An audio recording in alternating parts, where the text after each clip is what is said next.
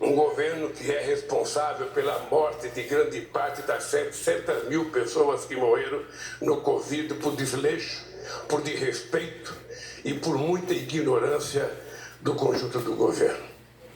Então vocês sabem que a nossa tarefa é uma tarefa árdua, mas é uma tarefa nobre, porque a gente vai ter que entregar esse país melhor, esse país mais saudável do ponto de vista da saúde mesmo, mais saudável do ponto de vista do ganho da massa salarial, mais saudável do ponto de vista dos pequenos e médios empreendedores desse país, dos pequenos e médios produtores rurais, mais saudável do ponto de vista da educação e mais saudável do ponto de vista da civilidade. Esse país vai voltar a viver democracia. E isso foi mostrado na nossa posse. Eu recebi um telefonema de uma pessoa importante que vocês conhecem, talvez um dos melhores escritores do país, o Fernando de Moraes. Fernando de Moraes me telefonou para dizer o seguinte: ele tinha participado da posse na Argentina em 1972. E ele dizia que aquela posse da Argentina tinha sido a posse mais bonita que ele tinha visto. E depois da nossa posse, para vocês bateram de 10-0 na posse que eu achava mais bonita da história da eleição no mundo. E eu penso que nenhum de nós jamais tinha visto um povo emocionado, um povo motivado como nós vimos na nossa posse. Há muito tempo a gente não via tanta alegria, tanto sorriso estampado na fisionomia de homens, mulheres, crianças, velhos. Ou seja, as pessoas parecem que estavam se encontrando consigo mesmo. E nós queremos que isso aconteça todo dia. É preciso acabar com as brigas familiares. Durante esse processo dos últimos 4 anos, teve famílias que pais não conversavam mais com filhos, que sogro não conversava mais com nora, que nora não conversava mais com a sogra, que filho não conversava com o pai, irmão não conversava com o irmão, primo não conversava com o primo, tudo estabelecido pelo óleo que foi colocado em prática nesse país. E a nossa posse mostrou que é possível a gente fazer esse país voltar a sorrir. É possível fazer essas pessoas voltarem a sonhar. E a nossa obrigação é de transformar esse sonho em realidade. Esse é o compromisso de cada companheiro e de cada companheira que assumiu esse ministério.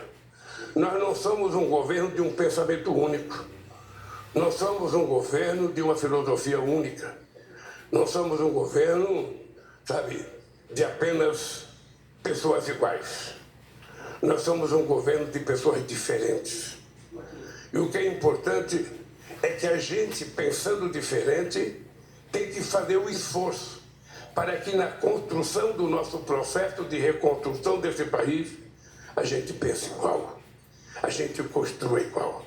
Eu fico muito feliz quando eu vejo um homem do agronegócio como ministro da Agricultura, como o companheiro Fávaro. Ou seja, eu penso que o Fávaro é a perspectiva que nós temos de fazer com que as pessoas sérias, os homens de negócio do agronegócio, os empresários de verdade que sabem a responsabilidade da produção de alimento nesse país, que sabem a necessidade da produção sem precisar ofender ou adentrar a floresta amazônica ou a Pantanal ou qualquer outro bioma que tem que ser protegido.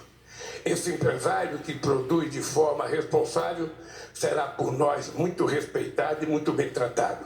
Agora, aqueles que quiserem temar e continuar desrespeitando a lei, invadindo o que não pode ser invadido, usando o agrotóxico que não pode ser usado, a força da lei imperará sobre eles e nós vamos exigir que a lei seja cumprida, porque nesse país tudo vale. A única coisa que não vale é o cidadão bandido achar que pode desrespeitar a boa vontade da sociedade brasileira, a nossa Constituição e a nossa legislação. Todos nós sabemos o compromisso extraordinário que nós assumimos durante a campanha com a volta do crescimento desse país, com a geração de empregos e com o crescimento da massa salarial. É possível a gente fazer a economia voltar a crescer, é possível a gente voltar a crescer com muita responsabilidade, é possível a gente voltar a crescer com distribuição de renda e de riqueza, e é possível a gente gerar um emprego em que garanta ao trabalhador um pouco de seguridade social. Nós queremos efetivamente investir muito no fortalecimento do sistema cooperativo nesse país. Queremos investir muito no micro e pequeno empreendedor. Queremos investir muito no pequeno e médio empresário. Mas nós queremos que o trabalhador tenha um mínimo de seguridade social, que ele tenha garantia de previdência, que ele tenha garantia de registro, que ele tenha garantia de que quando, por motivo qualquer, ele estiver em possibilidade de trabalhar, o Estado garanta a ele o mínimo de segurança. Porque senão a gente não terá um mundo de trabalho sadio e saudável, a gente terá um mundo de barbárie. Todo mundo sabe o nosso compromisso com a educação. E na educação eu fiz questão de convidar o companheiro Camilo para ser o ministro da Educação, porque dentre todos os estados brasileiros, o Ceará é o estado que ao longo de muitos anos vem tendo a mais importante história de educação fundamental e de ensino básico. Ou seja, inclusive talvez seja o estado com mais quantidade de escolas em tempo integral. E quando eu trouxe o Camila, eu também queria trazer a Isolda, que é a secretária nacional de Educação Básica, porque sobre as costas dela pesa também a responsabilidade de ter sido uma grande educadora e, portanto, meu caro Camilo, você sabe que você tem responsabilidade. A semana que vem, eu já quero ter uma reunião com você para discutir o que a gente vai visitar, sabe, de reforma em escola, porque nós temos 4.000 obras na área da educação paralisadas.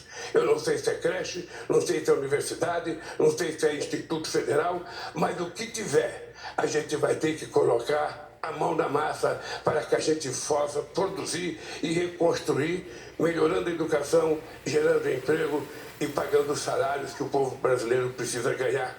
Porque, na verdade, o que dá mais orgulho ao povo é trabalhar e, pelo seu trabalho, receber o seu salário e sustentar a sua família. Essa é a forma mais dignificante para um trabalhador e uma trabalhadora conseguir sobreviver. Nós sabemos, Nisa, a responsabilidade que está nas suas costas na área da saúde. Essa é uma área que passa ano, entra ano, passa ano, entra ano. E a saúde sempre está um pouco ausente daquilo que é o sonho do povo brasileiro. Nós chegamos a avançar. Nós chegamos com farmácia popular, com o Brasil Sorridente, com o SAMU. Nós chegamos com os médicos tendo um avanço muito importante nesse país que simplesmente foi destruído. Em nome de combater qualquer coisa, em nome de tirar, na verdade, aquilo que estava dando certo para o povo daquelas cidades pequenas que não vê médico. Não sei se vocês sabem, mas todo mundo aqui sabe, porque todo mundo aqui já foi governador, já foi prefeito, já foi deputado. Todo mundo sabe que tem cidade nesse país que passa anos sem ver um médico. E muitas pessoas morrem sem ser atendidas pelo tal do especialista, porque ele não tem vaga. Às vezes ele vai no médico, às vezes ele vai numa UPA, é consultado, pede uma consulta no especialista, ele vai marca-se para 12 meses, para 13 meses, para 9 meses, às vezes a pessoa morre sem ter direito a esse médico. Se nós não resolvermos esse problema, nós não estamos fazendo jus ao voto e à expectativa que esse povo depositou em nós. Por isso, meus queridos companheiros e companheiras, nós estamos fazendo essa reunião aqui. Eu sei que nenhum de vocês ainda montou o governo. Nenhum de vocês ainda montou o ministério. Só foi dado a vocês o direito de escolher o secretário executivo e o chefe de gabinete. É importante que até, possivelmente, depois do Rui vai falar, até o dia 24, quem sabe, já tenhamos o governo todo montado.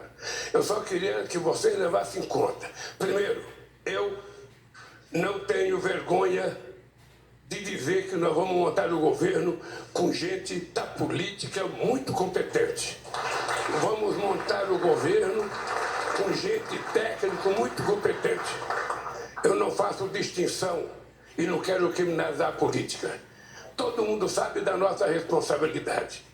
Todo mundo sabe que a nossa obrigação é fazer as coisas corretas, é fazer as coisas da melhor forma possível. Quem fizer errado sabe que tem só um jeito. A pessoa será simplesmente, da forma mais educada possível, convidada a deixar o governo, e se cometeu algo grave, a pessoa terá que se colocar diante das investigações e da própria justiça. Eu já carreguei na pele muitas coisas ruins. Eu já presidi esse país 8 anos e fiz muitas reuniões nessa mesa. A mesa era menor. Não era tão grande e tão sofisticada, era mais rústica. Mas essa aqui está mais bonita. E eu só tenho um compromisso com esse país. Primeiro, ser honesto com o povo brasileiro e ser leal e honesto com vocês. Eu primeiro sou grato a todos vocês terem aceito o convite que foi feito para vocês fazerem parte do governo. Segundo, muitos de vocês são resultado de acordos políticos. Porque não adianta a gente ter o governo tecnicamente mais formado em Harvard possível e não ter um voto na Câmara dos Deputados e não ter um voto no Senado. É preciso que a gente saiba que é o Congresso que nos ajuda. Nós não mandamos no Congresso. Nós dependemos do Congresso e, por isso, cada ministro tem que ter a paciência e a grandeza de atender bem cada deputado, ou cada senador, ou cada senadora que buscar. Porque, senão, quando a gente vai pedir um voto, que a gente vai falar com o deputado ou com o senador e diz: não, eu não vou votar porque eu fui em tal ministério, nem me receberam, me deram um chá de cadeira de 4 horas, o ministro nem serviu um cafezinho, uma água. Eu não quero isso. Nós temos que saber que nós é que precisamos manter uma boa relação com o Congresso Nacional, e cada um de vocês, ministros, tem a obrigação de manter a mais harmônica relação com o Congresso Nacional. Não tem importância que você divija de um deputado ou do senador. Quando a gente vai conversar, a gente não está propondo casamento. A gente está propondo aprovar uma tela ou fazer uma aliança momentânea em torno de algum assunto que interessa ao povo brasileiro. E eu quero dizer para vocês que vou fazer a mais importante relação com o Congresso Nacional que eu já fiz. Eu já tive 8 anos na presidência e eu quero dizer aos líderes, ao Jacques Wagner, ao Guimarães, ao Randolph, que dessa vez vocês não se preocupem, que vocês vão ter um presidente disposto a fazer tantas quantas conversas for necessário com as lideranças, com os partidos políticos, com o presidente Rodrigo Pacheco e com o presidente Arthur Lira. Não tem veto ideológico para conversar e não tem assunto proibido em se tratando de coisas boas para o povo brasileiro. Então eu quero que vocês saibam que vocês contem comigo, porque eu tenho consciência que não é o Lira que precisa de mim. É o governo que precisa da boa vontade da presidência da Câmara. Não é o Pacheco que precisa de mim. É o governo que precisa, de um bom relacionamento com o Senado. E assim nós vamos governar esses 4 anos. Eu tenho dito para todo mundo que esse será o mandato da minha vida. Todo mundo sabe que eu tenho uma obsessão. Eu tenho uma obsessão para acabar com a fome nesse país. Eu tenho uma obsessão para garantir e melhorar a saúde para esse povo. E eu tenho uma obsessão porque eu conheço muita gente que morreu com receita no criado e na beira da cama e não tinha R$50 para comprar o remédio. E agora a questão da educação. Nós precisamos, de uma vez por todas, dar um salto de qualidade no ensino fundamental e no ensino básico. É preciso que a gente tome consciência.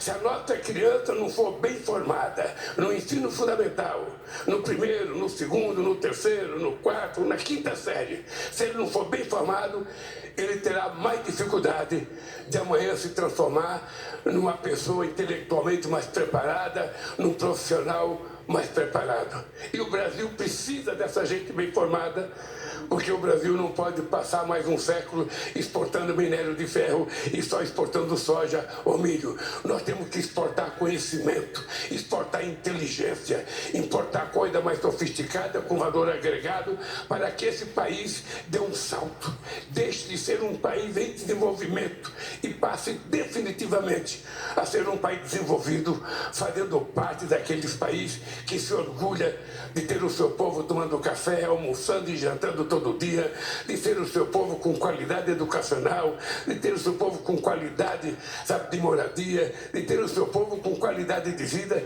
que é o que todos nós prometemos durante toda a nossa vida. Por isso, companheiros e companheiras, nessa primeira nossa reunião, Margarete, se prepare, porque nós vamos ter que fazer uma revolução cultural nesse país. Se prepare que nós vamos fazer, esse povo precisa de cultura, porque parte da violência que existe nesse país, ela não existe por falta de polícia, Flávio Dino, ela existe pela ausência do Estado no cumprimento das suas obrigações. Está faltando escola, está faltando saúde, está faltando lazer, está faltando esporte, está faltando quase tudo. Um jovem sem área de lazer, um jovem que mora num barraco de 3 ou 4 metros quadrados, que quando abre a porta não tem 1 metro quadrado para ele brincar. Que jovem nós estamos criando? Que brasileiro ou brasileira saudável a gente está criando? Então o Estado, ao invés de cumprir, ao invés de culpar o povo pobre da periferia, a gente tem que culpar a ausência do Estado e nós vamos fazer um esforço, companheiros, para estar presente aonde o povo precisa de nós. Este é um compromisso que eu não arredarei o pé. E por isso eu digo todo dia, vocês vão ver um senhor de 77 anos, com energia de 30 só, e que não vai ter 1 minuto de cansaço, enquanto a gente não conseguir resolver o problema dessa sociedade. Nós já provamos uma vez que é possível. Nós já provamos, esse país já foi a 6ª economia do mundo. Esse país já aumentou o salário mínimo em 74%. Esse dia eu fui conversar com uma pessoa que disse, olha, mas agora foi bancarizado 16 milhões de pessoas. E eu disse, mas no meu governo foi bancarizado 70 milhões de pessoas. Nós colocamos uma Argentina e uma Colômbia dentro do sistema bancário, sabe, com mulheres que catam papel, com o pessoal do reciclado, com o povo de rua abrindo conta na Caixa Econômica Federal. Você tem que ver, Zé Múcia, o que uma mulher chorou a receber o cartãozinho dela da Caixa Econômica, porque ela abriu uma conta. Coisa que para nós não tem nenhum valor, para o povo pobre tem um valor incomensurável. Por isso, companheiros, eu vou passar a palavra para o companheiro Geraldo Alckmin, que além de ministro, além de coordenador da transição, virou ministro do Desenvolvimento, Indústria e Comércio. Daqui a pouco ele tem mais poder do que o presidente da República.